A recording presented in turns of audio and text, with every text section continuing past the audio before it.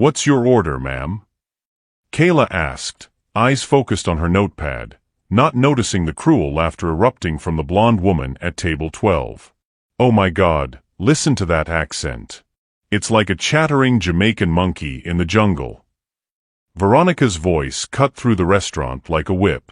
But when the man across from her looked up from his phone to see what was so funny, his face went white as death. "What?" "Kayla." His whispered words shattered 12 years of silence. The notepad trembled in her hands as she stared into the green eyes that had haunted her dreams, belonging to the billionaire who'd broken her heart and the woman who'd just called her a monkey in the same breath. If you are enjoying this story, don't forget to hit that subscribe button, like the video and comment where you're watching from. Your support helps us bring more powerful stories. And trust me, you won't want to miss them. Now, let's continue. 3 hours earlier, Adrian Blackstone stood in his Tesla showroom on Rodeo Drive in Beverly Hills, watching another wealthy client drive away in a Model S Plaid. The December afternoon sun streamed through the glass walls, casting long shadows across the polished concrete floors. At 32, Adrian had built an empire that stretched far beyond electric cars. His tech investments, real estate portfolio, and venture capital firm had made him one of the youngest billionaires in California. Yet as he loosened his charcoal gray Armani tie, a familiar emptiness gnawed at his chest. "Another satisfied customer," said Trevor, his sales manager, approaching with the signed paperwork. "That's the third Plaid this week." Adrian nodded absently, his green eyes focused on something beyond the showroom windows. His dark brown hair, perfectly styled but showing hints of early silver at the temples, caught the light as he turned toward his office. The Rolex Submariner on his wrist read 4:30 p.m. He had 2 hours before dinner with Veronica at Nobu Malibu. The thought should have excited him. Veronica Sterling was everything society expected from a billionaire's girlfriend. Blonde, beautiful, well-connected, and photogenic enough for magazine covers. They'd been together for 8 months, their relationship documented extensively on social media and gossip blogs. Yet Adrian felt nothing when he thought about seeing her tonight. His phone buzzed with a text from Veronica. "Can't wait for tonight, babe. Wore the red Valentino dress you bought me. Going to post the cutest stories." Adrian stared at the message, trying to summon enthusiasm. When had their relationship become a performance for strangers on Instagram? When had genuine connection been replaced by carefully curated photo opportunities? Across town in West Hollywood, Veronica Sterling adjusted her ring light for the 3rd time, making sure the afternoon sun streaming through her apartment windows created the perfect glow for her skincare routine video. Her platinum blonde hair fell in Hollywood waves over her shoulders, and her blue eyes sparkled with the artificial brightness she'd perfected for the camera. "Good afternoon, beautiful souls," she chirped into her phone, her voice taking on the sing-song quality she used for social media. "It's your girl V, and I'm getting ready for the most amazing dinner tonight with my incredible boyfriend." She held up a jar of La Mer moisturizer, making sure the label faced the camera. "But first, let me tell you about this life-changing cream that's keeping my skin absolutely glowing." 20 minutes and 3 takes later, Veronica finally felt satisfied with her content. Her phone showed 847,000 followers across Instagram and TikTok, but she craved that magic million mark. Dating Adrian had certainly helped her numbers, but she needed something bigger, something viral to push her into the true influencer stratosphere. As she applied her makeup with practiced precision, Veronica's mind wandered to their dinner plans. Nobu Malibu was perfect for content. The ocean views, the celebrity clientele, the expensive ambience that her followers craved. She'd already planned her outfit posts, her food shots, and the romantic couple photos that would flood her stories. Her phone rang, interrupting her thoughts. "Hey babe," Adrian's voice came through the speaker, sounding tired. "Adrian, I was just thinking about you." She switched to speaker mode while applying mascara. "Are you excited for tonight? I have the most gorgeous dress, and the lighting at Nobu is going to be perfect for photos." A pause. "Right. Photos. Of course. Something in his tone made her stop mid-application. Is everything okay? You sound weird. Just a long day. I'll pick you up at 7. Okay, but Adrian? Her voice took on a wheedling quality.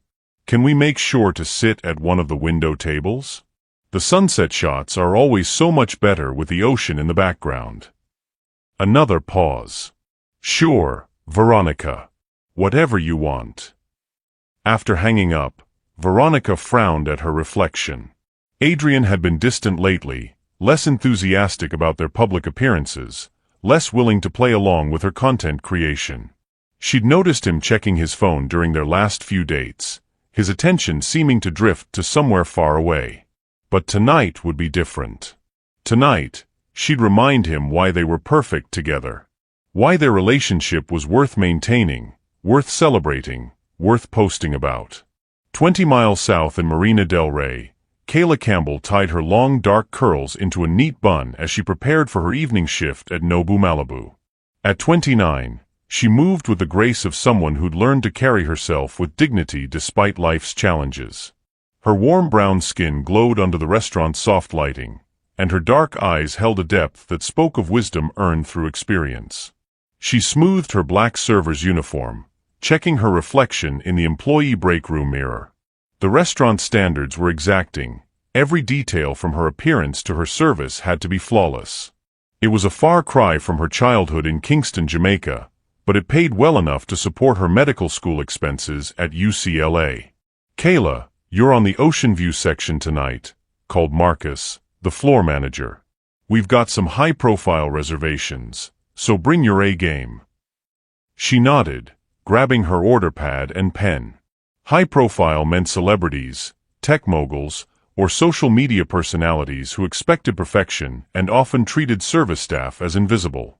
Kayla had learned to navigate these waters with professional grace, maintaining her dignity while ensuring every guest felt attended to. As she reviewed the evening's reservation list, one name made her heart skip: Adrian Blackstone, party of 2, 7:30 p.m., table 12. The Ocean View table. Her hands trembled slightly as she set down the paper. Adrian Blackstone. After 12 years, his name could still affect her like this. She'd followed his success from afar, reading about his business ventures in tech magazines, seeing his face on Forbes covers. The boy she'd loved in Kingston had become exactly what he'd always dreamed of: powerful, wealthy, untouchable. She'd often wondered if he ever thought about their childhood together, about the promises they'd made under the mango tree in her grandmother's backyard. Probably not. People like Adrian didn't look backward. They only moved forward, accumulating success and leaving old connections behind. "You okay, girl?" asked Carmen, another server, noticing Kayla's distraction. "You look like you've seen a ghost." "Just tired," Kayla lied, forcing a smile. "Long day at school before this." Carmen, a fellow night student, nodded sympathetically.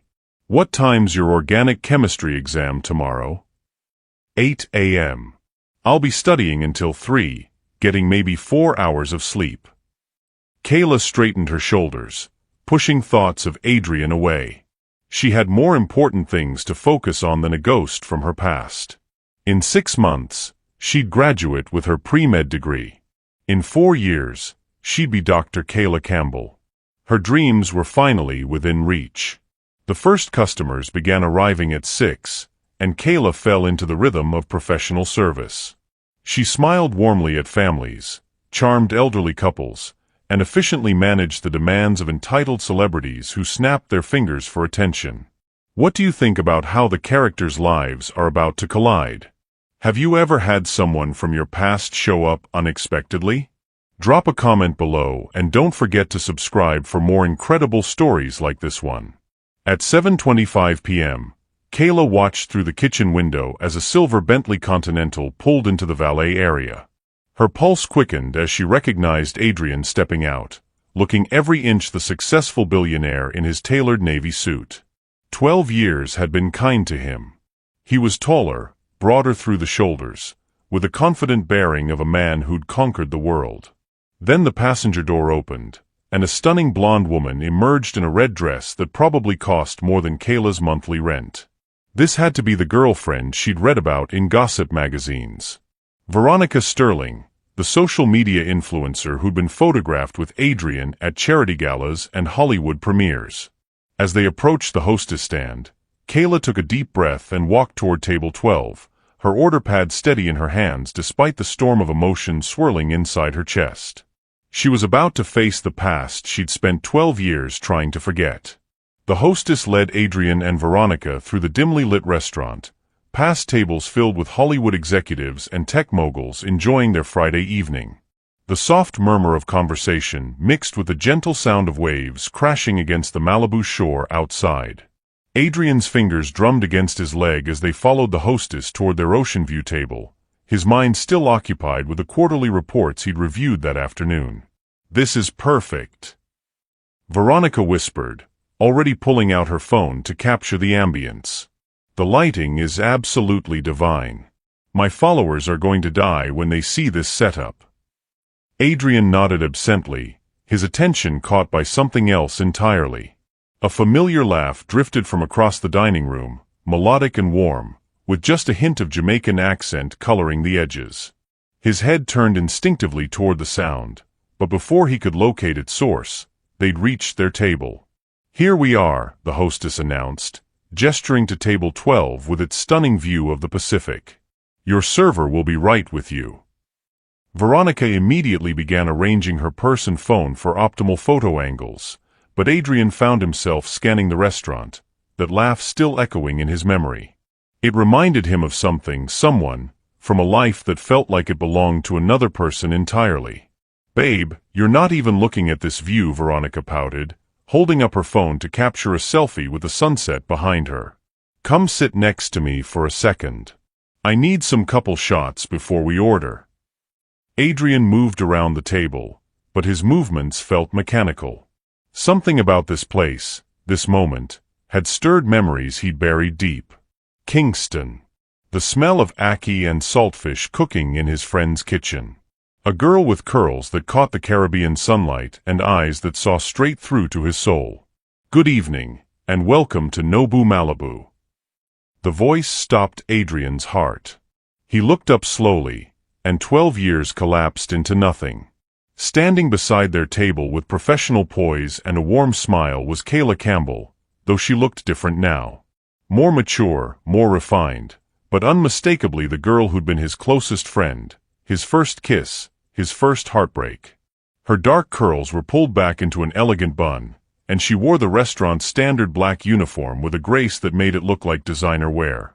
Her brown eyes met his for just a moment, and he saw recognition flicker there before she quickly looked away, focusing on Veronica with practiced professionalism. "I'm Kayla, and I'll be taking care of you tonight. Can I start you with something to drink?" Adrian's mouth went dry. "Kayla. Here. Now." After all these years, after all his success and all the distance he'd put between himself and his past, she was standing 3 feet away, serving him like a stranger. Veronica, oblivious to the tension crackling in the air, barely glanced up from her phone. "I'll have a skinny margarita, extra lime, and make sure it's Instagram-worthy. I'm doing content tonight." "Of course," Kayla replied smoothly, though Adrian caught the slight tightening around her eyes. "And for you, sir?" Her voice was carefully neutral when she addressed him, no hint of recognition, no acknowledgement of shared history. But Adrian heard it anyway, the way she'd always said his name when they were teenagers, the way she'd whispered it the night before his family moved away. Adrian cleared his throat, struggling to find his voice. "Whiskey. Neat. Whatever your best is." "Excellent. I'll have those right out for you." Kayla started to turn away, but Adrian couldn't let her go, not yet, not like this. "Wait," he said, and she paused, her professional mask firmly in place. "Kayla, it's—" "Adrian," Veronica's sharp voice cut through his words. "What are you doing? She has other tables to serve." Kayla's eyes flicked between them, and Adrian saw something harden in her expression. "I'll be right back with your drinks," she said quietly, and walked away before he could say another word. As soon as Kayla disappeared into the restaurant's interior, Veronica leaned across the table, her blue eyes bright with curiosity and something else. Something calculating. "Do you know her or something? You were acting super weird." "We grew up together in Jamaica," Adrian admitted, watching Kayla's retreating figure. "I haven't seen her in 12 years. "Oh my God, that's so random." Veronica's voice carried that particular excitement she got when she sensed potential content. "What a crazy coincidence. You should totally get a picture with her. My followers would love a throwback story like that." The suggestion hit Adrian like a physical blow. "No, Veronica. We're not going to exploit this." "Exploit?" She laughed, a sound like breaking glass. "Chill, Adrian. It's just a fun coincidence. Don't be so dramatic." When Kayla returned with their drinks, Veronica's attention sharpened like a predator sensing weakness. She studied Kayla with new interest, taking in every detail from her accent to her posture to the way she moved with quiet dignity around their table. "So you're from Jamaica," Veronica said as Kayla set down the whiskey. It wasn't a question. "Yes, ma'am," Kayla replied carefully. "That's so exotic. I love your accent. It's so authentic." The way Veronica said the word made it sound like an insult wrapped in false praise. "It must be so different working here compared to where you're from. All this luxury and sophistication." Adrian's jaw clenched. He recognized Veronica's tone, the subtle condescension she used when she wanted to establish her superiority over someone she perceived as beneath her. "Are you ready to order, or would you like a few more minutes?" Kayla asked, deflecting smoothly. "Oh, we're in no rush," Veronica said, settling back in her chair like she was preparing for entertainment. "I'm fascinated by your story. How did you end up here? I mean, from Jamaica to serving tables in Malibu. That must have been quite a journey." Adrian watched Kayla's face, saw the way her professional smile grew a fraction tighter. "I'm working my way through medical school," she said simply. "Medical school?" Veronica's laugh was sharp and disbelieving. "Really? That's ambitious. Good for you for having such big dreams." The patronizing tone made Adrian's blood pressure spike, but before he could intervene, Veronica continued, her voice growing louder and more theatrical. "You know, I just love how different cultures have such unique ways of speaking. That accent of yours is just so primitive, so authentic and raw." She turned to Adrian, speaking about Kayla like she wasn't standing right there. "Doesn't it just remind you of those nature documentaries? All that clicking and chattering, like something you'd hear in the jungle." The words hung in the air like poison. Adrian felt the blood drain from his face as he watched Veronica's lips curve into a cruel smile. "Actually," Veronica continued, her voice growing more vicious, "with all that clicking and those sounds, you almost sound like one of those monkeys they show swinging through the trees. Isn't that funny?" The silence that followed was deafening. Adrian saw Kayla's face go completely still, her professional mask slipping for just a moment to reveal the raw pain underneath. He saw her hands tremble slightly as she gripped her order pad, saw the way she straightened her spine like she was preparing for battle. But it was Adrian who exploded. "What the hell is wrong with you?" He shot to his feet so violently that his chair scraped against the floor, the sound echoing through the suddenly quiet restaurant. "How dare you speak to her like that?" Veronica blinked in surprise, clearly not expecting this reaction. "Adrian, calm down. I was just making conversation." "That wasn't conversation, that was racism." His voice carried across the dining room, causing other patrons to turn and stare. "That was disgusting, vile, unacceptable behavior." "You're being ridiculous," Veronica hissed, her cheeks flushing red. "I didn't say anything wrong. You're completely overreacting." Adrian turned to Kayla, his heart breaking at the dignity with which she stood there, chin raised despite the hurt in her eyes. Kayla, I am so incredibly sorry. There is no excuse for what she just said. It's fine, Kayla said quietly, but her voice shook slightly. I should get back to work. No, it's not fine. Adrian's voice was fierce, protective. It's never fine. He spun back to face Veronica, who was now looking around nervously at the other diners watching their table drama unfold. We're leaving. Now. Adrian, you're embarrassing me, Veronica whispered urgently. People are staring. This is going to be all over social media. Good, Adrian said coldly. Maybe that will teach you some consequences for your actions. He pulled out his wallet and placed $200 on the table, far more than necessary for drinks they'd barely touched. Kayla, this is for you. And again, I'm deeply sorry. As he turned to leave, Veronica grabbed his arm. Adrian, wait. You can't be serious about this. She's just a waitress. The comment was the final straw. Adrian pulled his arm free and looked at Veronica with complete disgust. She's a human being. Something you apparently forgot how to be. He walked away, leaving Veronica scrambling to follow, her heels clicking frantically against the restaurant floor as she tried to keep up. Behind him, he could feel Kayla's eyes on his back, but he couldn't bring himself to turn around. The damage had been done, and no amount of money or apologies could take back what had just happened. Outside in the valet area, Veronica finally caught up to him, breathless and furious. Adrian, this is insane. You're throwing away our entire relationship over some random server? I didn't even say anything that bad. Adrian stopped walking and turned to face her, his green eyes cold as winter. Our relationship was never real, Veronica. Tonight just made that crystal clear. What's that supposed to mean? It means we're done. Completely done.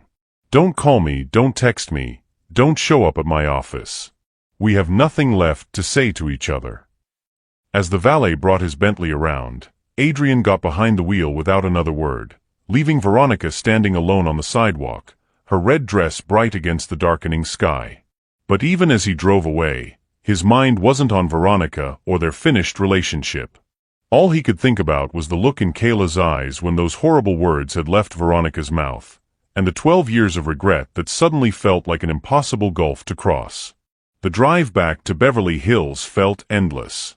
Adrian gripped the steering wheel of his Bentley until his knuckles turned white, replaying every horrific moment from dinner. The way Veronica's voice had dripped with venom when she called Kayla a monkey. The flash of pain in Kayla's eyes before her professional mask slipped back into place. The 12 years of distance between them that had just collapsed into this devastating moment. His phone buzzed incessantly on the passenger seat. Text after text from Veronica, each one more desperate than the last. He ignored them all, his mind consumed with one image. Kayla standing with quiet dignity while being attacked by someone who wasn't worthy to speak her name.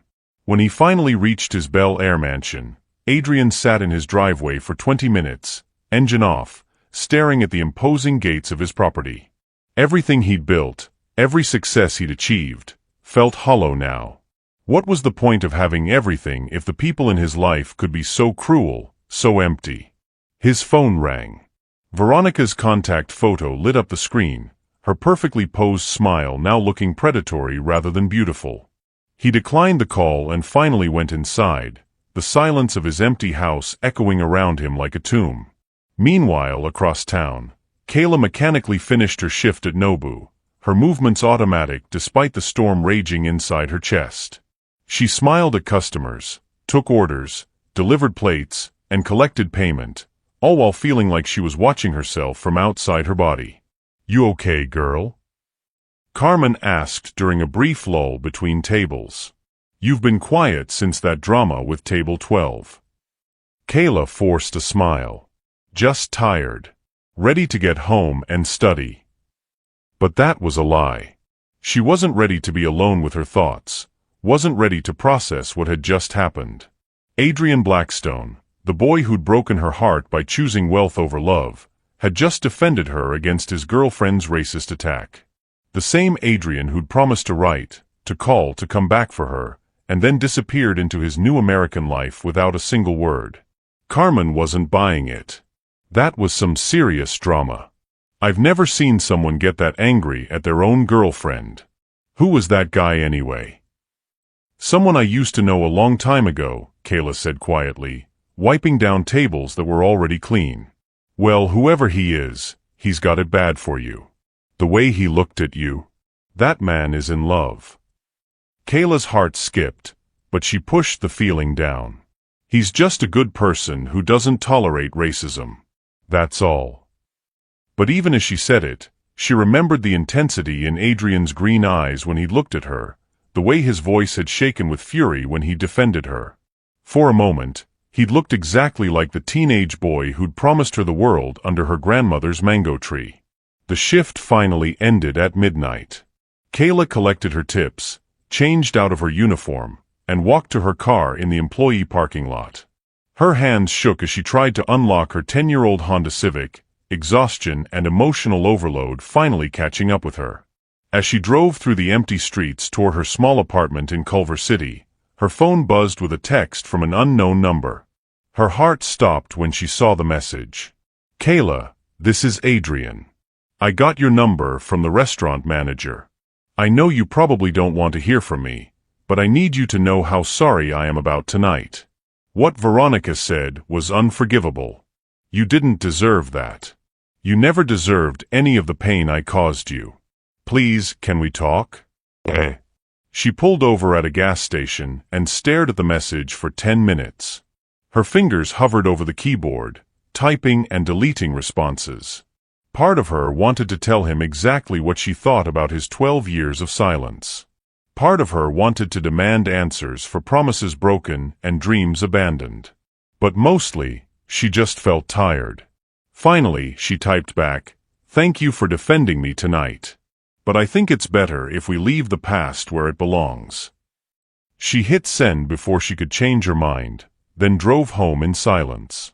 Back in Bel Air, Adrian stared at Kayla's response for the 100th time. The polite distance in her words cut deeper than any angry accusation could have. She was shutting him out, and he couldn't blame her. He'd lost the right to her trust 12 years ago when he'd chosen his father's expectations over his own heart. His phone buzzed again. Another call from Veronica. This time, against his better judgment, he answered. "Adrian. Finally. We need to talk about what happened tonight. I think you completely misunderstood." "There's nothing to misunderstand, Veronica. What you said was racist and cruel." "Oh my God, you're being so dramatic." "I didn't mean anything by it. I was just commenting on her accent. People are way too sensitive these days." Adrian closed his eyes, feeling sick. "Do you even hear yourself right now? Look, I'm sorry if she got offended, okay? But you totally humiliated me in front of everyone. People were filming us, Adrian. This is going to be all over gossip blogs tomorrow." "Good. Maybe that will teach you some consequences." "Consequences for what?" "Adrian, I don't understand why you're choosing some random waitress over your girlfriend. What we have is special. We're perfect together. Everyone says so. What we have is nothing, Veronica. Tonight proved that. This is about her, isn't it? That Jamaican girl. You have history with her." Adrian's jaw clenched. "Her name is Kayla, and yes, we have history. But this isn't about our past. This is about your character, or lack thereof." "Character." Veronica's voice rose to a shriek. "I have more class in my little finger than she has in her entire body. She's a nobody, Adrian. A waitress from Jamaica who probably doesn't even have a green card. While I'm educated, sophisticated, from a good family." "Stop talking." Adrian's voice was deadly quiet. "Every word out of your mouth is making this worse." "Fine. But when you come to your senses and realize what you're throwing away, Don't expect me to just take you back. I have options, Adrian. Lots of them. I'm counting on it, Adrian said, and hung up. He blocked her number immediately, then sat in his leather chair overlooking the city lights, wondering how he'd let his life become so empty and superficial. Somewhere out there, Kayla was probably studying for her exam, working toward becoming a doctor while serving tables to pay her way. She was building something real, something meaningful, while he'd surrounded himself with people who valued nothing but appearances and status. The next morning, Kayla's organic chemistry exam felt like an out-of-body experience. She'd managed maybe 3 hours of sleep, her mind too busy replaying the dinner scene to focus on molecular structures and reaction mechanisms. Somehow she pushed through, relying on months of preparation to carry her when her exhausted brain couldn't. Walking across UCLA's campus afterward, she felt drained but determined to put the previous night behind her. She had 4 more finals to get through, then a short winter break before her final semester. Adrian Blackstone was a distraction she couldn't afford. But the universe apparently had other plans. Kayla. She turned to see Adrian jogging across the quad toward her, looking completely out of place in his expensive suit among the college students in sweatshirts and jeans. Her heart stuttered, but she forced herself to keep walking. Kayla, please wait. She stopped, more from exhaustion than willingness to talk. What are you doing here, Adrian? I wanted to apologize again. Properly this time. And to explain. There's nothing to explain. She shifted her backpack, heavy with textbooks. What happened last night was terrible, but it's over now. We don't need to relitigate the past. But I need you to know that I never forgot you. Not for a single day in 12 years. The words hit her like a physical blow. She looked at him standing there, this successful, powerful man who could have anything he wanted, and felt 16 again. Vulnerable and hopeful and terrified of being hurt. Don't, she whispered. Please don't do this. Kayla, I know I have no right to ask anything of you. I know I destroyed your trust when I left. But what Veronica said to you, the way she treated you, it made me realize how much I've lost by trying to fit into a world that values all the wrong things. And what am I supposed to do with that information, Adrian? Her voice was stronger now, anger giving her courage. You made your choice 12 years ago. You chose your father's world over everything we had. You chose money and status over love. I was 18 and scared, and I made the biggest mistake of my life. Well, I was 17 and heartbroken, and I had to pick up the pieces alone. Tears threatened, but she blinked them back. I'm not that girl anymore, Adrian. I've built a life without you. A good life. Students were starting to stare as they passed, sensing the tension between them. Kayla noticed and stepped back, rebuilding her walls. I have to go. I have another exam to study for. Kayla, please. Just give me a chance to. To what? To break my heart again when something better comes along? I'm not interested in being anyone's nostalgia trip. She walked away before he could respond, her spine straight and her steps firm despite the tears finally spilling down her cheeks. Behind her, Adrian stood frozen in the middle of the campus quad, watching the only woman he'd ever truly loved disappear into the crowd of students. Neither of them noticed Veronica's best friend, Madison, sitting at a nearby cafe table, filming the entire confrontation on her phone with a satisfied smile. The video hit Instagram within hours. Madison Sterling, Veronica's closest friend and fellow influencer, had captured every moment of Adrian and Kayla's emotional confrontation on the UCLA campus. She'd posted it with the caption, "When billionaires chase their past, some stories are messier than they appear." By Tuesday morning, the clip had been viewed over 2 million times across various social media platforms. Gossip blogs picked it up, entertainment news shows dissected it, and suddenly everyone wanted to know who the mysterious college student was that had Adrian Blackstone chasing her across campus. Kayla discovered her newfound internet fame when her study group partner Jennifer, thrust her phone in Kayla's face during their chemistry review session at the Powell Library. "Girl, is this you? You're literally trending on Twitter right now." Kayla's stomach dropped as she watched herself walking away from Adrian, the camera catching every tear that slipped down her cheek. The comments were brutal, ranging from speculation about her immigration status to cruel remarks about her appearance and accent. "This is a nightmare," Kayla muttered, closing the laptop she'd been using to review molecular diagrams. "I know I don't deserve more than that. I know I destroyed any chance of anything deeper when I left without fighting for us. But Kayla, seeing you again, remembering what we had, it's made me realize how empty my life has become." "So what? I'm supposed to be your redemption arc? Your return to authenticity?" "No. You're supposed to be yourself. The brilliant, strong, beautiful woman you've always been. And maybe, if I'm incredibly lucky, you might forgive me enough to let me be part of your life again." Kayla studied his face, looking for signs of the manipulation she'd grown to expect from wealthy men who wanted something. But all she saw was genuine regret and a vulnerability that reminded her of why she'd fallen for him in the first place. "The media attention isn't going to stop," she said finally. "Your dating life is apparently entertainment for millions of people. Then we control it. We give them a story that's true but protects your privacy. We're old friends who reconnected. Nothing more complicated than that." "And what about Veronica? She's not going to just disappear quietly." Adrian's jaw tightened. "Veronica is no longer my concern. What she did to you was unforgivable. But she's connected, Adrian. Influential. She could make my life very difficult. Not if you have someone in your corner who's more connected and more influential." The offer hung between them, loaded with implications. Kayla could feel herself wavering, caught between her hard-won independence and the practical reality that she might need Adrian's protection to survive this media storm. "I don't want to owe you anything," she said firmly. "You wouldn't.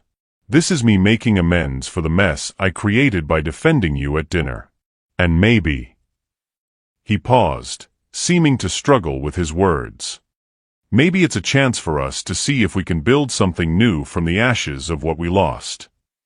Outside his office windows, the Los Angeles sun was setting, painting the sky in shades of orange and pink that reminded Kayla of Caribbean sunsets. She thought about her grandmother's advice about second chances, about the boy who'd carved their initials in the mango tree, and about the man sitting across from her who'd risked everything to defend her dignity. "One step at a time," she said finally. "And if I ever feel like you're trying to control my life or buy my affection, I'm gone." "Deal," Adrian said, and for the first time in days, he smiled like he meant it. "What do you think Kayla should do? Can people really change, or is she setting herself up for heartbreak again?" Share your thoughts in the comments below. The elevator ride down felt different than the one going up. Less tense, but charged with possibility and danger in equal measure. As they reached the parking garage, both of them knew they'd crossed a line they couldn't uncross. The question was whether it would lead to healing or destruction. The borrowed Honda felt like a cocoon as they sat in Adrian's underground parking garage, neither quite ready to face the world outside. The fluorescent lights cast everything in stark relief, making the moment feel suspended in time. "There's a coffee shop in Santa Monica that stays open late," Adrian said quietly. "Somewhere we can talk without cameras or crowds. If you want to." Kayla checked her phone. 8:47 p.m. She had one more final tomorrow, then winter break would officially begin. 3 weeks before the spring semester started, 3 weeks to figure out what this renewed connection with Adrian might mean. "Okay," she said. "But I drive myself. I'm not ready to be seen getting out of cars with you." 20 minutes later, they sat across from each other in a small cafe called The Grind, tucked between a surf shop and a vintage bookstore on Main Street. The evening crowd was mostly students and artists, people too absorbed in their own conversations to notice a billionaire and his complicated past. Adrian ordered black coffee. Kayla chose chamomile tea, hoping it would calm her nerves. When the server left, an awkward silence settled between them. "I don't know where to start," Adrian admitted, running his hands through his hair. 12 years is a long time. "Start with why you never called," Kayla said simply. "You promised you would. You said distance wouldn't matter, that we'd make it work." Adrian winced at the pain in her voice. "I was 18 and terrified and completely overwhelmed. When my father moved us to California, everything changed so fast. New country, new school, new expectations." "That's not an answer." "You're right. It's an excuse." He met her eyes directly. "The truth is, I was a coward. My father made it clear that my Jamaican friends, my Jamaican life, didn't fit into his plans for our family's future in America. He said I needed to focus on becoming successful, on fitting into American society." Kayla's teacup rattled against the saucer as she set it down. "So you just erased me. Erased us. I tried to call you once, about 3 months after we moved. But your grandmother said you were out, and when I asked her to have you call me back." Adrian's voice grew quiet. "She said maybe it was better if I let you move on with your life. That holding on to the past would only hurt you more." "Grandma said that?" Kayla's voice was barely a whisper. "She loved you, Kayla. She could see that waiting for me was keeping you from healing, from moving forward. And she was right." Kayla felt tears threatening again. Her grandmother had never mentioned Adrian's call, had never told her that he'd tried to reach out. She'd carried the pain of his silence for 12 years, never knowing that her own family had contributed to their separation. "She never told me," Kayla said, "because she was protecting you. Just like I should have done instead of being selfish and calling in the first place. You should have fought harder." The words came out fierce and raw. "If you really loved me, you should have fought for us." "I was 18, Kayla. I was scared of disappointing my father, scared of failing in this new country, scared of dragging you into a life of uncertainty. I thought I was doing the right thing by letting you go." "The right thing." Kayla's voice rose slightly, drawing glances from nearby tables. She lowered it to an angry whisper. "The right thing would have been treating me like an equal partner in the decision. The right thing would have been trusting me to choose for myself." Adrian nodded, accepting the blow. "You're absolutely right. I made a unilateral decision about both our lives, and I've regretted it every day since." "Have you?" "Because from where I'm sitting, it looks like everything worked out perfectly for you. Billionaire, successful businesses, beautiful girlfriends like Veronica." "Girlfriends who think human beings are monkeys," Adrian said bitterly. "Women who care more about social media posts than basic human decency. Yeah, it's been a real fairy tale." They sat in silence for a moment, the weight of 12 years of miscommunication and missed chances settling between them. "Tell me about your life," Adrian said finally. "After I left. What happened to the girl who wanted to save the world?" Kayla laughed, but there was no humor in it. "She grew up fast. Grandma got sick the year after you left.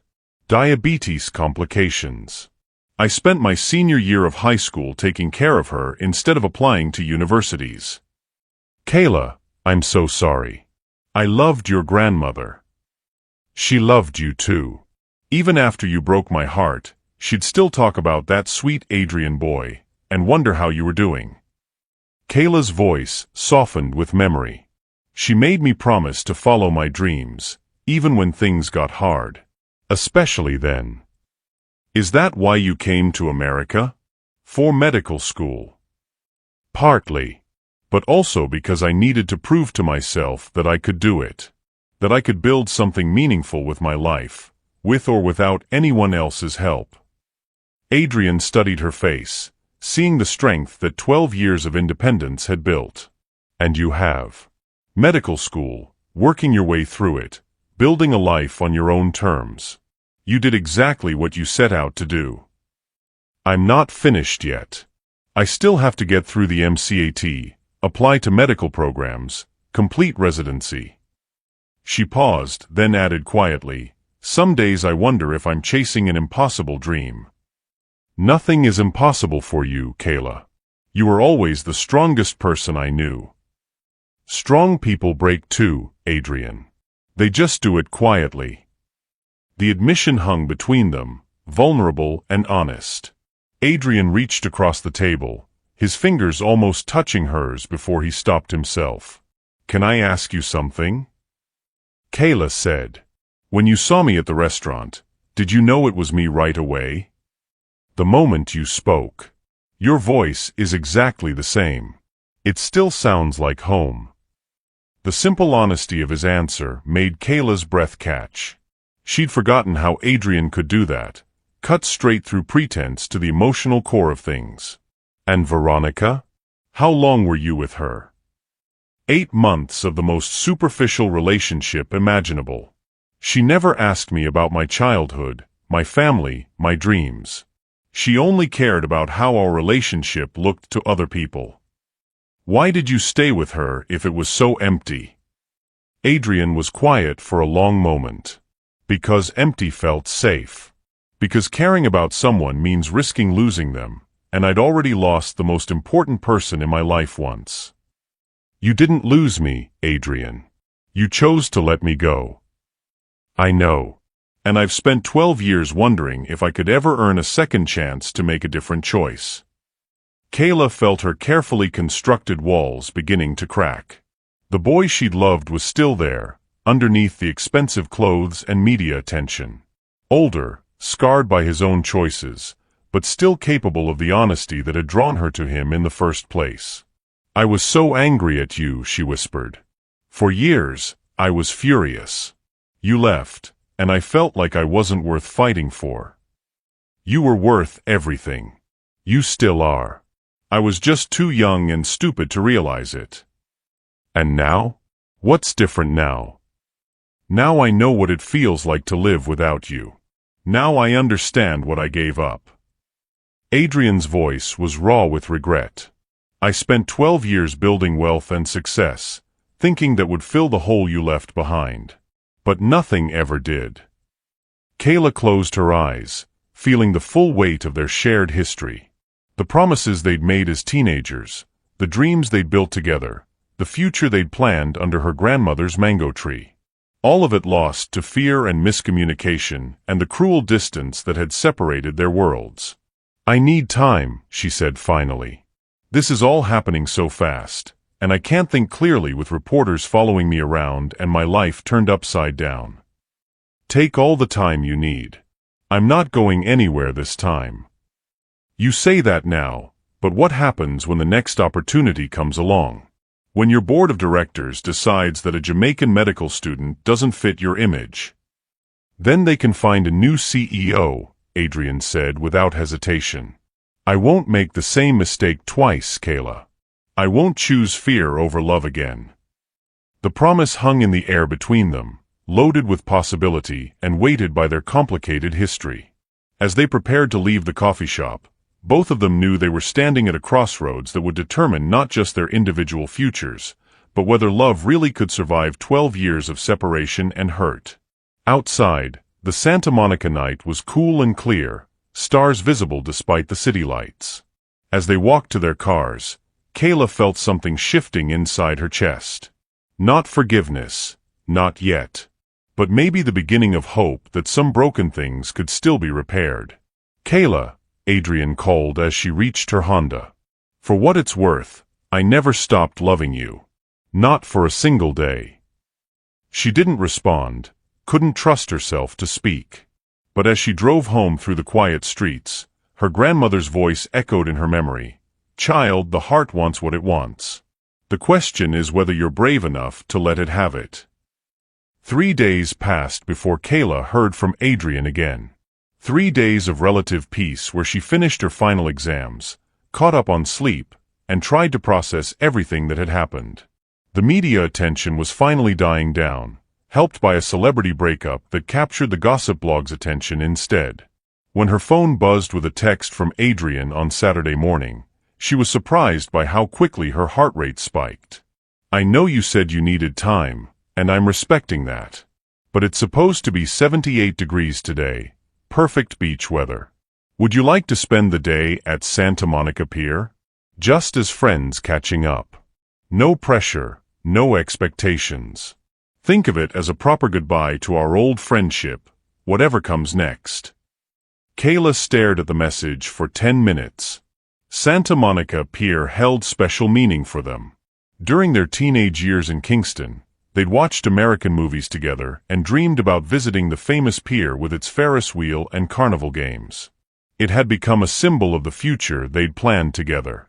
She typed and deleted several responses before settling on, "Okay.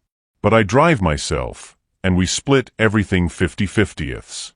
I'm not your charity case." "Wouldn't dream of it," came his immediate reply. "Meet me by the entrance at 2 p.m.? At exactly 2 p.m., Kayla found Adrian waiting near the pier entrance, looking more relaxed than she'd seen him since their reunion. He wore dark jeans and a simple blue button-down shirt, his hair slightly tousled by the ocean breeze. For a moment, he looked exactly like the 18-year-old boy who'd promised to come back for her. "You came," he said, genuine surprise and relief in his voice. "I said I would." Kayla had chosen her outfit carefully, a flowing yellow sundress that brought out the warmth in her brown skin and comfortable sandals for walking. She'd left her hair down, curls catching the California sunshine. "You look beautiful," Adrian said softly, then caught himself. "Sorry. Friends. I'm going to be better at maintaining boundaries." "Despite everything," Kayla smiled. "You always were terrible at boundaries, Adrian Blackstone." They walked onto the pier together, the familiar sounds of carnival games and distant music washing over them. The weekend crowd was thick with families, couples, and tourists, but somehow they found pockets of space to move through. "Remember how we used to plan this?" Adrian asked as they approached the famous Ferris wheel. "We had it all mapped out. Which rides we'd go on first, what food we'd try, how we'd watch the sunset from the top. I remember you being convinced you could win me a giant stuffed animal at the ring toss," Kayla replied. "Your confidence was always bigger than your skill level." "Hey, I was improving. If we'd had more time to practice." "If we'd had more time," Kayla repeated, the phrase hanging between them with all its loaded meaning. They bought tickets for the Ferris wheel, maintaining their 50/50 agreement despite Adrian's clear discomfort with letting her pay. As their car slowly rose above the pier, the Pacific Ocean spread out endlessly before them, sparkling in the afternoon sun. "It's exactly like I imagined," Kayla said softly, watching surfers catch waves in the distance. "Better," Adrian replied, but he was looking at her rather than the view. "You're doing it again," she said, but without real annoyance. "Doing what?" "Looking at me like we're 17 again. Maybe because sitting here with you makes me feel 17 again. Like anything is possible if we're brave enough to reach for it." Kayla turned to meet his gaze. "We're not 17, Adrian. We're adults with complicated lives and real responsibilities. I have medical school applications to complete, the MCAT to study for. You have a billion-dollar company to run. And maybe that's exactly why we need this," he said. "Maybe we need to remember what it felt like to dream together." As their car reached the top of the wheel, it stopped for a moment, giving them a perfect view of the coastline stretching toward Malibu. The silence between them was comfortable now, weighted with memory rather than tension. "Tell me about your dreams now," Adrian said. "Not the practical stuff, not the next steps in your plan. What do you dream about when you let yourself really dream?" Kayla was quiet for so long that Adrian wondered if she'd heard him. Finally, she spoke. "I dream about opening a clinic in Jamaica. Somewhere people can get good medical care regardless of whether they can pay for it. I dream about training other doctors, about building something that will last long after I'm gone." "That's beautiful, Kayla. It's exactly the kind of dream you'd have. What about you? What does Adrian Blackstone dream about when he's not being a successful businessman? Adrian's answer came without hesitation. I dream about having someone to share it all with. Someone who knew me before I had money, who sees me as more than just a bank account or a business deal. I dream about building a family with someone who understands where I come from. The Ferris wheel began moving again, carrying them back toward Earth. As they disembarked, Kayla felt something shifting between them. The afternoon was turning into something neither of them had expected when they'd agreed to meet as friends. They wandered through the arcade, where Adrian did indeed attempt the ring toss with predictably poor results. Kayla laughed at his concentration, the way his tongue stuck out slightly when he focused, just like when they were kids doing homework together. Some things never change, she teased as his sixth ring bounced off the bottles. I'm out of practice, he protested. Give me another chance. Adrian, you've already spent $20. Maybe accept that carnival games aren't your calling. But on his seventh attempt, somehow miraculously, one ring landed perfectly around a bottleneck.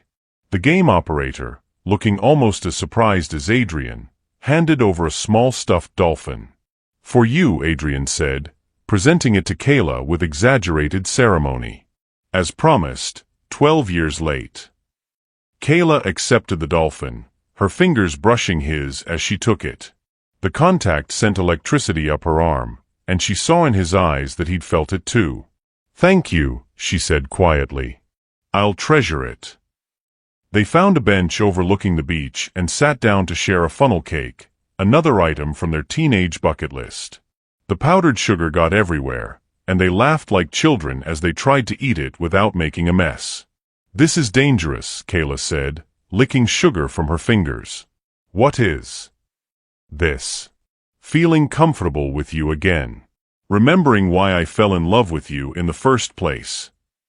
Adrian went very still. And is that so terrible? It is if you're going to disappear again when things get complicated. I told you, I'm not going anywhere. You say that now. But what happens when your business partners start asking questions about your personal life? What happens when you realize that dating a struggling medical student doesn't fit your image? Adrian turned to face her fully. Kayla, look at me. Really look at me. She did, seeing the intensity in his green eyes. I spent 12 years building a life that looked perfect from the outside but felt empty inside. I surrounded myself with people who only saw my wealth, who only cared about what I could do for them. And then I saw you again, and I remembered what it felt like to be with someone who knew me before any of this mattered. Adrian. I'm not asking you to trust me completely. I know I have to earn that. But I'm asking you to give us a chance to see what we could build together now, as the people we've become. The sun was beginning to set, painting the sky in shades of orange and pink that reminded them both of Caribbean evenings. Around them, the pier was beginning to light up for the evening crowd. I'm scared, Kayla admitted. I'm scared of believing in this again and having my heart broken when reality sets in. I'm scared too, Adrian said. I'm scared you'll realize I'm not worth the risk. But maybe being scared together is better than being safe alone. As the first lights began twinkling on the pier, Kayla made a decision that terrified and thrilled her in equal measure. Okay, she said. Let's try. Slowly, carefully, but let's try. Adrian's smile was brilliant as the sunset behind them. Really? Really? But Adrian, if you hurt me again. I won't. I swear to you I won't. They walked back toward the parking lot as the pier transformed into its nighttime magic around them. Kayla clutched her stuffed dolphin and felt, for the first time in 12 years, like maybe some dreams were worth the risk of believing in them again. Have you ever given someone a second chance after they hurt you? Do you think Kayla is making the right choice, or should she protect her heart? Let me know what you think in the comments. And don't forget to subscribe for more emotional stories like this one. As they reached their cars, Adrian turned to her one more time. Kayla, thank you. For today, for giving us a chance, for being brave enough to try again. "Thank you for not giving up on us completely," she replied. They didn't kiss. They didn't even hug. But as they drove away in separate cars, both of them felt something they hadn't experienced in years: hope for a future that might be even better than the past they'd lost. For 2 weeks, Kayla and Adrian existed in a careful bubble of rediscovered connection. They met for coffee between her study sessions, took long walks along Venice Beach, and slowly rebuilt the foundation of trust that had been shattered 12 years ago. Adrian was patient, respectful of her boundaries, and seemingly genuine in his desire to earn back her faith in him. But their fragile peace was about to be destroyed. The Beverly Hills Hotel's grand ballroom glittered with crystal chandeliers and the sparkle of expensive jewelry on January 15, 2025. The annual Children's Hospital Los Angeles Gala was one of the city's most prestigious charity events, attended by Hollywood elite, tech moguls, and society figures who paid $50,000 per table for the privilege of being seen supporting a good cause. Adrian had invited Kayla as his guest 3 days earlier, his voice nervous over the phone as he explained that it would be their first public appearance together since the media storm. "I understand if you're not ready," he'd said, "but it's for the Children's Hospital, and I thought, maybe it would be a good way to show the world that we're just friends reconnecting. Take some of the mystery and speculation away." Kayla had agreed, though something in her stomach had twisted with apprehension. She'd borrowed an elegant navy blue gown from her friend Jennifer, who worked part-time at a high-end boutique, and spent more on hair and makeup than she usually spent on groceries in a month. Now, standing in the ballroom's entrance beside Adrian in his perfectly tailored black tuxedo, she felt simultaneously beautiful and completely out of place. The other women wore jewelry that could have paid for her entire medical education, and their conversations revolved around vacation homes in the Hamptons and private jet schedules. "You look stunning," Adrian whispered as they made their way toward their table. "And before you say anything about not fitting in, half these people made their money in tech or entertainment. Most of them started with nothing." "That's supposed to make me feel better?" Kayla asked, accepting a glass of champagne from a passing waiter. "It's supposed to remind you that you belong anywhere you choose to be." Their table was near the front, with an excellent view of the stage where celebrities would soon auction off exotic vacations and exclusive experiences. Adrian introduced Kayla to his business partners and their wives, all of whom were polite but clearly curious about the mysterious woman who'd captured their friend's attention. Everything was going smoothly until Veronica Sterling made her entrance. She swept into the ballroom 20 minutes late, wearing a stunning red gown that hugged every curve and drew every eye in the room. Her platinum hair was styled in an elegant updo, and her smile was camera-ready as she paused to let photographers capture her arrival. But it wasn't Veronica's late entrance that made Kayla's blood run cold. It was who she had on her arm. Christopher Langston, Adrian's biggest business rival and the CEO of Titan Industries, Adrian's main competitor in the electric vehicle market. The man who'd been trying to acquire Adrian's company for 3 years through increasingly aggressive tactics.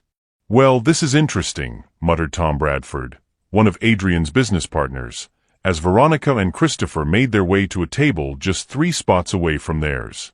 Adrian's jaw had gone rigid, his hand tightening around his whiskey glass. "She's doing this on purpose." "Of course she is," Tom replied. "The question is what her endgame is." They found out 30 minutes later. The auction had just begun, with a Hollywood A-lister offering up a walk-on role in his next film, when Veronica stood up at her table. The spotlight wasn't on her, but somehow she commanded attention anyway, her voice carrying clearly across the ballroom. "Christopher, darling, didn't you tell me you had something special planned for tonight?" Christopher Langston stood as well, his silver hair gleaming under the ballroom lights. At 55, he was distinguished and wealthy, exactly the kind of man who could elevate Veronica's social status even higher than dating Adrian had. "As a matter of fact, I do," Christopher announced, his voice projecting across the room. "Ladies and gentlemen, if I could have your attention for just a moment." The auctioneer paused, confused, as murmurs rippled through the crowd. Christopher pulled out his phone and connected it to the ballroom sound system through his table's audio jack. "I have a very special video to share tonight," Christopher continued, his eyes finding Adrian's across the room. "Something that I think will be quite enlightening about the character of some of our city's so-called business leaders." Kayla's stomach dropped as a giant screen descended from the ballroom ceiling. Whatever was about to happen, she knew it was going to be devastating. The video that began playing was clearly recorded secretly, the camera angle suggesting someone had hidden their phone while filming. It showed Adrian and Kayla's emotional conversation at the UCLA campus 2 weeks ago, but the audio had been edited and manipulated. Instead of the actual conversation about their past and Adrian's apology, the edited version made it sound like Adrian was promising Kayla money in exchange for sexual favors. Clever editing made their innocent touches look intimate, and Kayla's tears of frustration were recontextualized to seem like tears of shame. As you can see, Christopher's voice boomed over the manipulated audio. "This is the kind of man we're dealing with. Adrian Blackstone, exploiting vulnerable immigrant women for his own gratification." The ballroom erupted into chaos. Gasps, whispers, and the clicking of camera phones filled the air. Kayla felt like she was drowning, the faces around her blurring as humiliation crashed over her in waves. "That's not what happened," she whispered, but her voice was lost in the noise. Adrian shot to his feet, his face white with rage. "That video has been completely fabricated. None of that is real." "Really?" Veronica's voice cut through the chaos like a knife. "Because it looks pretty real to me. And the timestamp shows it was taken just last week, while you were supposedly dating me." The lie was so brazen, so calculated, that Kayla felt physically sick. She stood up on shaking legs, needing to escape, needing air, needing to be anywhere but here. "Kayla, wait." Adrian reached for her arm, but she pulled away. "Don't touch me," she said, her voice breaking. "Not here, not in front of all these people. You know that's not what happened. You know none of that is true." "It doesn't matter what I know." Her voice rose, drawing even more attention. "Look around, Adrian. Look at their faces. They believe it. By tomorrow, this will be on every gossip blog and news site in the country." Christopher was still speaking, painting Adrian as a predatory billionaire who exploited vulnerable women. Security guards were moving toward their table, but the damage was already done. Phones were out everywhere, recording every moment of the confrontation. "My medical school applications," Kayla said, the full horror of the situation hitting her. "My reputation, my future, it's all destroyed." "We can fight this," Adrian said desperately. "We can prove the video was manipulated. We can." "With what? Your money? Your lawyers? Your connections?" Kayla's voice was bitter now, all the trust they'd rebuilt crumbling in real time. "And in the meantime, I'm branded as your prostitute across every media platform in America." Veronica had appeared at their table, her smile triumphant and cruel. "Adrian, honey, you look upset. Is there a problem?" "You evil, calculating." Adrian started toward her, but Kayla stepped between them.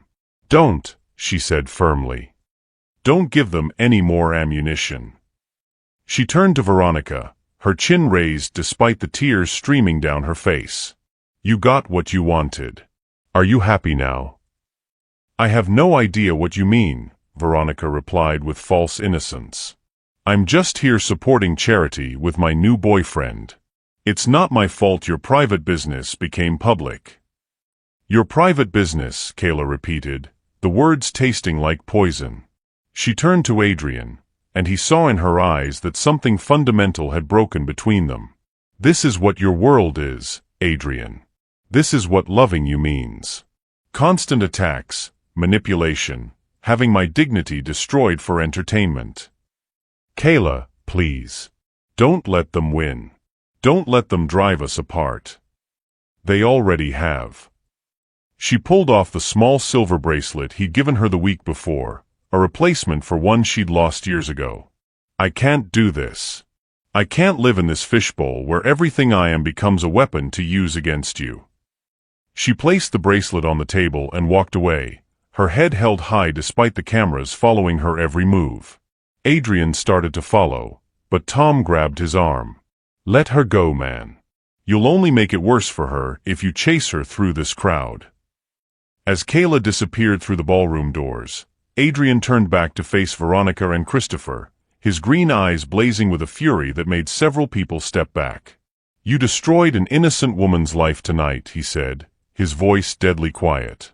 I hope you're proud of yourselves. We destroyed nothing, Christopher replied smoothly.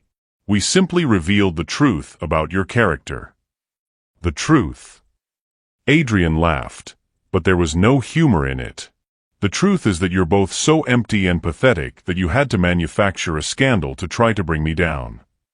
He looked around the ballroom at the faces staring back at him, some sympathetic, others hungry for more drama.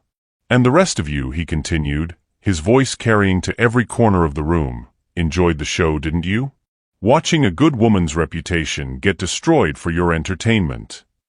Without another word, Adrian walked out of the ballroom, leaving behind the wreckage of his relationship with Kayla and any illusion he'd had about the world he'd chosen to inhabit. Outside in the hotel parking lot, he sat in his Bentley and called Kayla's phone over and over, but she didn't answer. By the time he reached her apartment building, her car was already gone. She disappeared from his life again, but this time, he couldn't blame his own cowardice for losing her. This time, he'd lost her to the very world of wealth and status he'd once chosen over love. And this time, he wasn't sure there would be any way to win her back.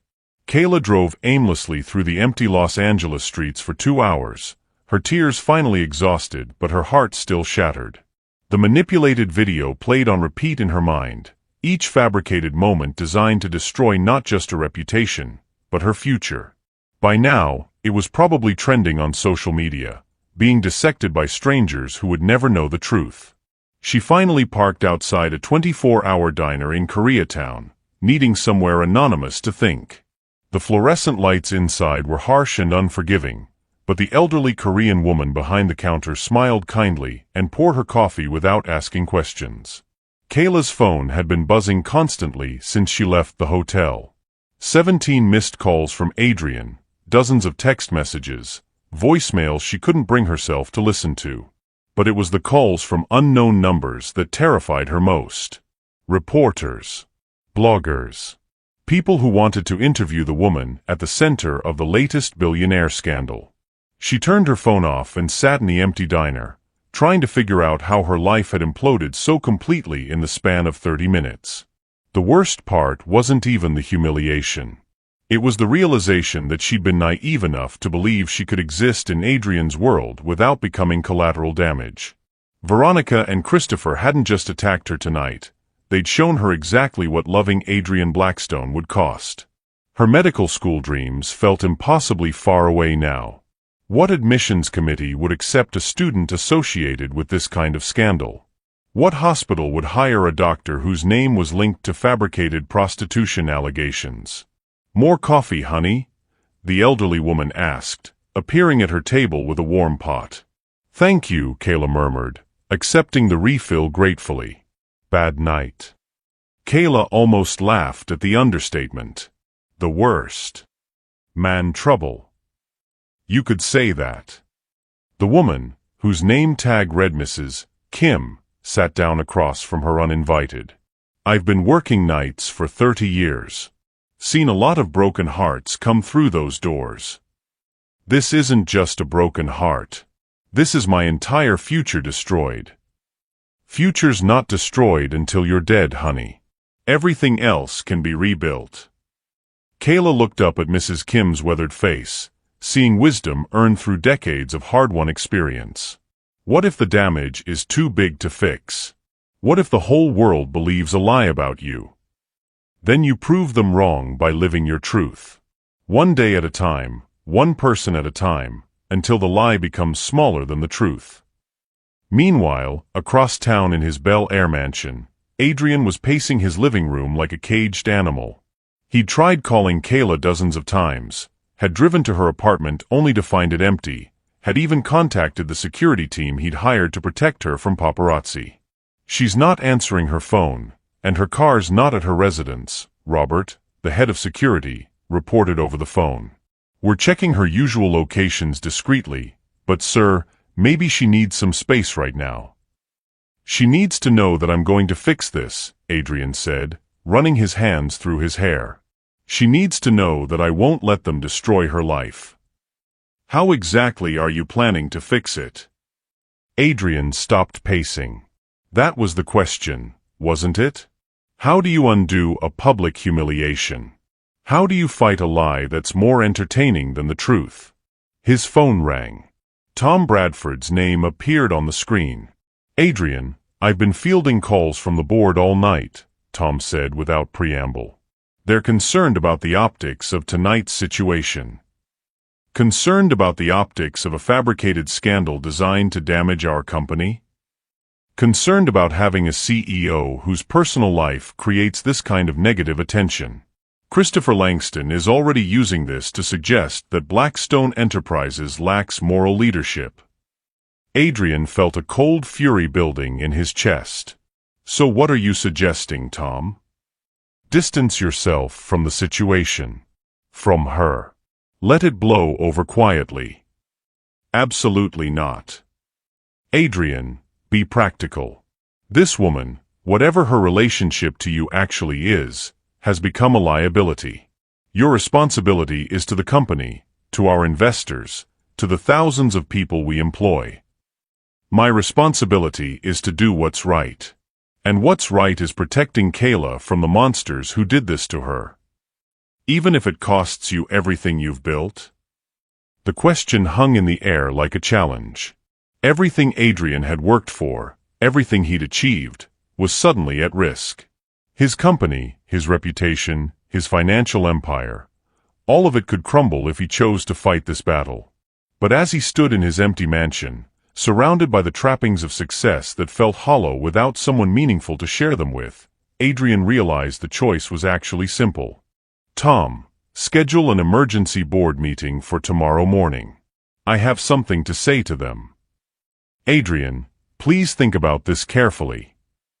"I have. For the first time in 12 years, I know exactly what I need to do." After hanging up, Adrian sat down at his computer and began typing. If Veronica and Christopher wanted to play games with manipulated videos and character assassination, he was going to fight back with the most powerful weapon he had, the truth. By 3 a.m., he'd written a detailed statement explaining his history with Kayla, their recent reconnection, and exactly how the video had been manipulated. He'd also instructed his legal team to file lawsuits against both Christopher and Veronica for defamation, and hired the best digital forensics experts in the country to prove the video's manipulation. But the statement and lawsuits weren't enough. If he wanted to save Kayla's reputation and their relationship, he needed to do something bigger, something that would capture public attention and shift the narrative completely. He picked up his phone and called Patricia, his assistant. "Sir? It's 3 in the morning. Patricia, I need you to contact every major news outlet in Los Angeles. CNN, Fox, NBC, all of them. Tell them Adrian Blackstone wants to give an exclusive interview tomorrow about the scandal at the charity gala." "Sir, are you sure that's wise? Perhaps we should wait for the legal team's advice." "I'm sure." "And Patricia? Contact the producers of Good Morning America. Tell them I want to make a special announcement that will be worth their time." As dawn broke over Los Angeles, Kayla finally returned to her apartment to find a small mountain of flower deliveries blocking her door. Roses, lilies, orchids, hundreds of dollars worth of apology flowers that she stepped over without reading the cards. Inside her small studio, she sat on her bed and finally turned her phone back on. The barrage of notifications was overwhelming. Missed calls, text messages, social media mentions, and email after email from reporters wanting interviews. But buried in the chaos was a message from Dr. Elizabeth Santos, the director of admissions at UCLA's medical school program. "Ms. Campbell, I wanted you to know that the admissions committee has reviewed the recent media attention surrounding your name. We want you to know that fabricated scandals have no bearing on our evaluation of your academic qualifications and character. Your application remains strong, and we look forward to your continued success. Please don't let tabloid nonsense derail your dreams. Kayla read the message 3 times, tears streaming down her face. Someone believed in her. Someone saw through the lies to who she really was. Her phone buzzed with a text from Adrian. Turn on Channel 7. Please. Just trust me one more time. Against her better judgment, Kayla turned on her small television and found the local morning news. The anchor was speaking urgently into the camera. In a shocking development, billionaire businessman Adrian Blackstone has just announced that he will be holding a press conference this afternoon to address last night's scandal. Sources close to Blackstone suggest he plans to make a major announcement about his relationship with medical student Kayla Campbell, the woman at the center of the controversy. Kayla's heart stopped. What was Adrian planning? What announcement could possibly repair the damage that had been done? Her phone rang. Adrian's name on the screen. This time, she answered. Kayla, thank God. Are you okay? Are you safe? I'm fine. Adrian, what are you doing? What press conference? I'm fighting back. I'm telling the truth, all of it. Our history, what really happened between us, how that video was manipulated. Adrian, no. It'll just make things worse. It'll keep the story in the news longer. I don't care about the news cycle, Kayla. I care about your reputation. I care about your future. And I care about showing you that this time, I'm willing to risk everything to protect what matters most.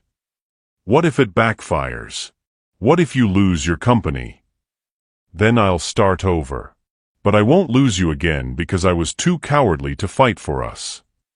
Kayla closed her eyes, feeling the weight of his words. This was the choice she'd been waiting 12 years for him to make. The choice between his comfortable world and the messy, complicated truth of their love. What do you need from me? She asked quietly. Just be there. Please. Stand beside me when I tell the world that you're the woman I love, and that anyone who wants to destroy you will have to go through me first. For a moment, Kayla couldn't speak. Then, in a voice barely above a whisper, she said the words that would change everything. Okay. I'll be there. The choice was made. Now they would face the consequences together. The Beverly Hills Hotel's main conference room buzzed with anticipation as reporters, camera crews, and photographers filled every available seat. Word had spread quickly through media circles that Adrian Blackstone was about to make a major announcement regarding the scandal that had erupted just 18 hours earlier. Kayla sat in a small side room adjacent to the conference area, her hands trembling as she smoothed her simple black dress. She'd chosen it carefully, wanting to project dignity and strength despite the chaos swirling around her. Adrian had offered to send stylists and makeup artists, but she'd refused. If she was going to face the world, it would be as herself, not as some manufactured version designed for cameras. You don't have to do this, Adrian said, appearing in the doorway. He looked exhausted but determined, his navy suit impeccable despite the sleepless night he'd endured. I can handle the press conference alone. You don't owe anyone an explanation. Yes, I do, Kayla replied, standing to face him. I owe it to myself. And to every other woman who's been silenced by powerful people who think they can control the narrative. Adrian's eyes softened with admiration. Have I ever told you how incredibly brave you are?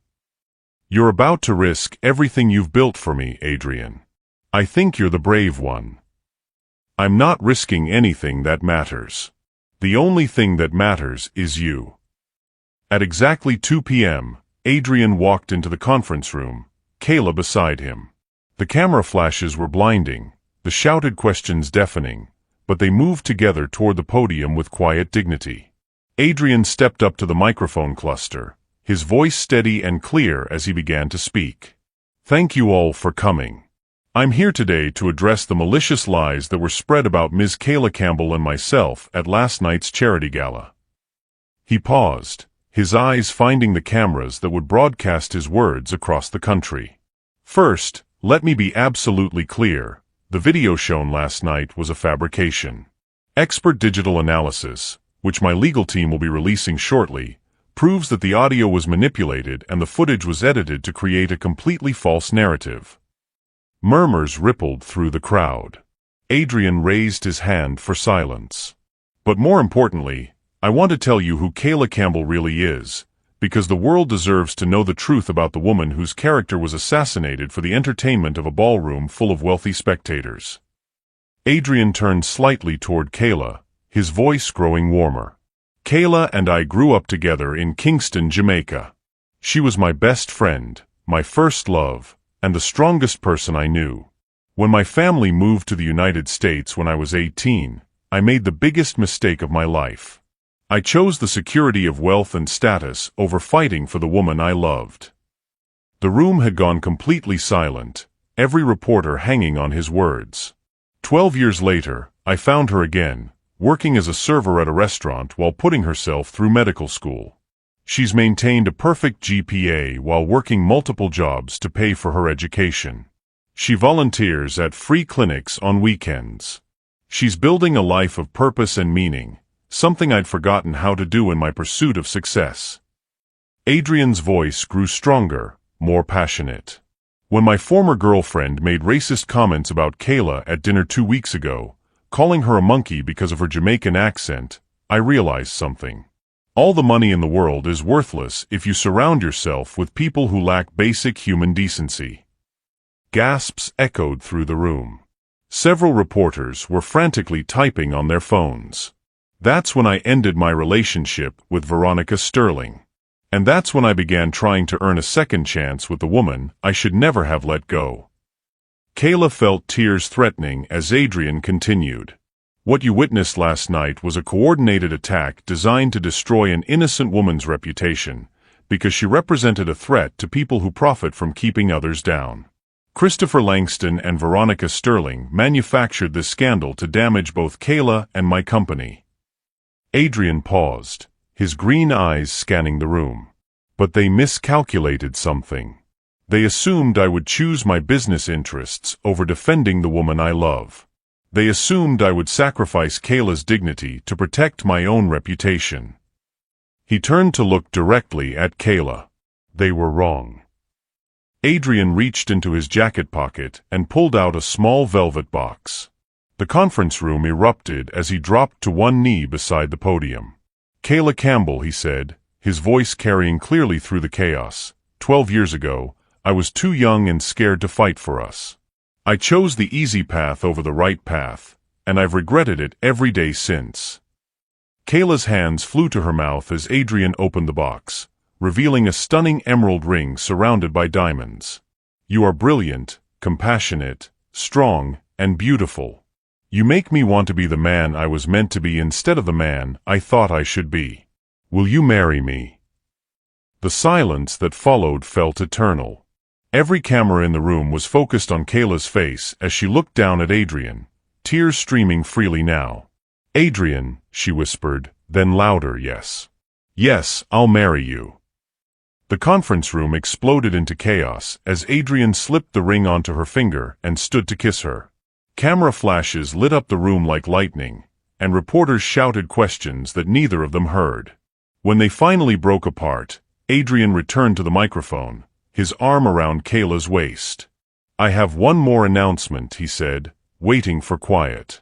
Effective immediately, I'm establishing the Campbell Foundation for Educational Equity, funded with an initial donation of $100 million. The foundation will provide scholarships for students from underrepresented communities pursuing careers in medicine and education. He looked at Kayla, who was staring at him in shock. The foundation will be run by my future wife, Dr. Kayla Campbell, as soon as she completes her medical degree.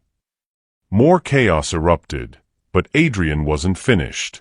And to Mr. Langston and Ms. Sterling, who are undoubtedly watching this, my legal team will be filing criminal charges for defamation, harassment, and the creation of fraudulent digital content. We will pursue these charges to the fullest extent of the law. As they walked out of the conference room together, Kayla felt overwhelmed by everything that had just happened. Adrian, $100 million? A foundation? Are you insane? Probably, he admitted, grinning. But I meant every word. You said you dreamed of opening a clinic in Jamaica, of training other doctors. Now you can do that and so much more. This is all happening so fast. Are you sure you're ready for this? For us. Adrian stopped walking and cupped her face in his hands. Kayla, I've been ready for 12 years. I just finally found the courage to claim it. 3 months later, the manipulated video was proven to be a complete fabrication. Christopher Langston faced criminal charges and his company's stock plummeted as investors fled. Veronica Sterling lost endorsement deals and found herself largely blacklisted from high society events. Meanwhile, Kayla's medical school story became an inspiration to students across the country. She received thousands of supportive messages and was invited to speak at universities about perseverance and pursuing dreams despite obstacles. On a warm Saturday morning in May, they were married on the beach in Malibu, the same coastline where they'd fallen in love again at Santa Monica Pier. Kayla wore her grandmother's pearl necklace and a flowing white dress that caught the ocean breeze. Adrian's eyes never left her face as she walked down the sandy aisle. The ceremony blended Jamaican and American traditions, with steel drum music and a traditional hand-fasting ceremony alongside conventional vows. Among the guests were Kayla's medical school classmates, Adrian's business partners who'd stood by him through the scandal, and Mrs. Kim from the Korean diner, whom Kayla had insisted on inviting.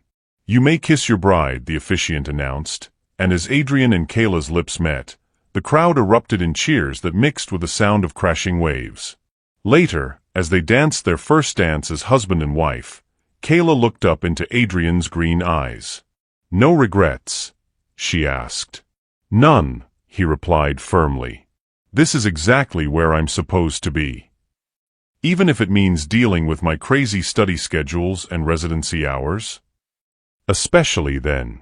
I'll be the best medical school husband in history. Kayla laughed, the sound carrying across the beach. And when I open that clinic in Jamaica, I'll be right there beside you, probably failing at whatever medical equipment you try to teach me to use. As the sun set over the Pacific, painting the sky in brilliant oranges and pinks, they swayed together on the sand where their love story had been reborn. Around them, their guests celebrated not just a wedding, but the triumph of authentic love over manufactured scandal, of courage over convenience, and of second chances that were worth fighting for. 12 years after choosing the wrong path, Adrian Blackstone had finally found his way home. And this time, nothing would ever make him let go. The little girl who'd once dreamed of saving the world had grown into a woman who would do exactly that, with a partner who would spend the rest of his life ensuring she had everything she needed to make those dreams come true. Some love stories end with a kiss. Others begin with one. For Adrian and Kayla, their kiss on a Malibu beach was both an ending and a beginning, the end of years of regret and separation, and the beginning of a love story that would change not just their lives, but the lives of countless others through the foundation they would build together. As the stars began to appear in the darkening sky, they knew that whatever challenges lay ahead, they would face them together. And that made all the difference. Thank you for staying with me until the very end of this incredible journey. If this story touched your heart, wait until you see what's coming next. It's even more powerful and inspiring than you can imagine. So don't go anywhere. Click on that video showing on your screen right now to dive into another amazing story that will absolutely blow your mind. Trust me, you won't regret it.